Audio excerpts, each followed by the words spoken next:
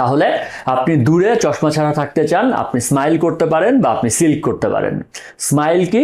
Smile হলো small incision লেন্টিকুল extraction, এবং silk কি? সিল্ক হলো স্মল ইনসিশন ক্যারাটোমেলিওসিস, লেন্টিকুল ক্যারাটোমেলিওসিস।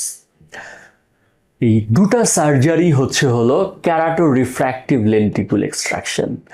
আরও যদি সহজভাবে বলি, আমরা সবাই প্রচলিত টার্মে জানি ল্যাসিক কথাটি, কিন্তু ল্যাসিক কি? আমি আমার পূর্ববর্তী ভিডিওগুলোতে বলেছি, ল্যাসিক হলো লেজার ভিশন কারেকশন। এখন ল্যাসিকে কি হয়? ল্যাসিকে হলো আমরা একটা ফ্ল্যাপ করি, লেজার দিয়ে আপনার চোখের মনিতে কারেকশন করি, আবার ফ্ল্যাপটি বসিয়ে দেই।